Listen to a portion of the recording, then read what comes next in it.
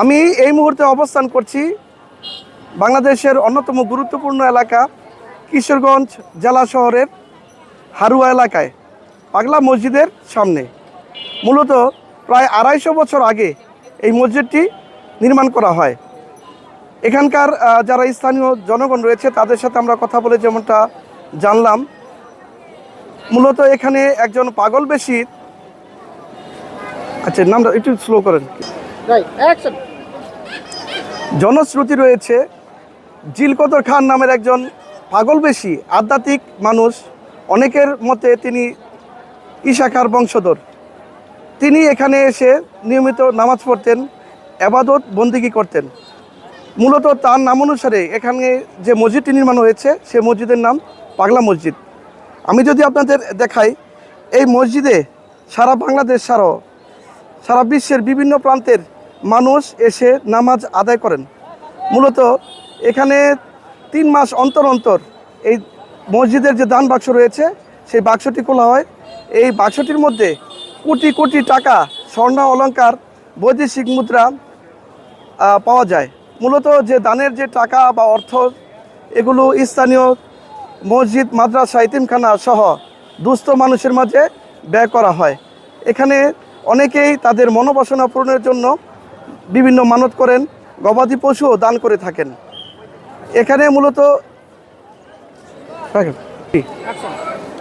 এখানে মূলত যে পাগলা মসজিদ ও ইসলামিক কমপ্লেক্সটি রয়েছে, এখানে আধুনিক স্থাপত্য শিল্পের এখানে ছোঁয়া লাগানো হয়েছে। এখানে এই যে দানের টাকা, এই টাকা দিয়ে এই মসজিদের উন্নয়ন কাজ করা হয়। এখানে মূলত যারা আসে তাদের মনোবাসনা পূরণের জন্যই এখানে এসে বিভিন্ন মানত করেন। আমি কয়েকজনের সাথে কথা বলবো, আসলে জানবো এখানে এসে তাদের প্রতিক্রিয়া কি।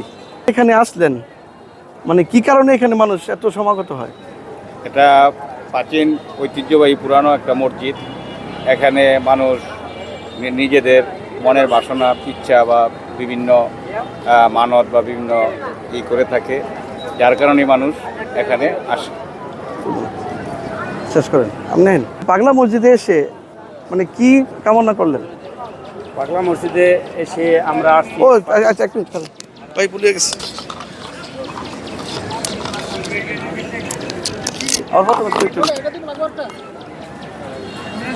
এটা দিয়ে রাখছেন কে?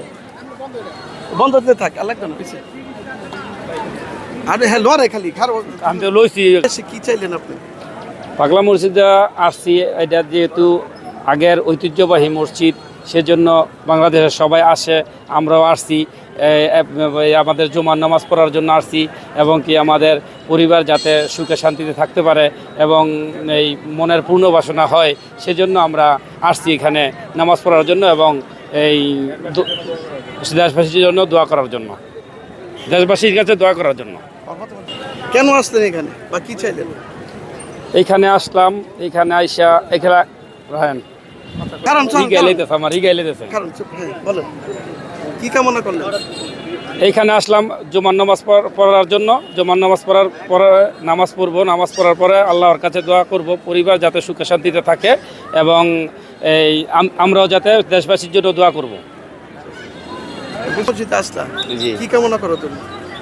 আসছি, সবাই আসে, আমরা বাড়ির কাছে, আমাদের বাড়ি বৌলাই, আমরা আসি, সবাই আসে দূরে বিল থেকে। আমরা আজকে প্ল্যান করছি আমার আম্মুকে, আমার আফাকে নিয়ে, সবাইকে নিয়ে আসছি এখানে মানত করলে করলে কবুল হয়, এটার জন্য সবাই আসে আর কি, আমাদের বাড়ির কাছে। এই জন্য আমরা আসতে পারি না, কিন্তু আজকে আসছি, অনেকদিন করে বলতেছে আসার জন্য, এই জন্য আজকে আম্মুকে এবং আপুকে নিয়ে আসছি, আমিও আসছি নিজে। ঠিক আছে, হয়েছে। আমি এই মুহূর্তে অবস্থান করছি কিশোরগঞ্জ জেলা শহরের হারুয়া এলাকায় অবস্থিত পাগলা মসজিদ প্রাঙ্গণে। মূলত এখানে জিলকদর খান নামের একজন পাগল বেশি, যিনি সন্ন্যাসী বা একজন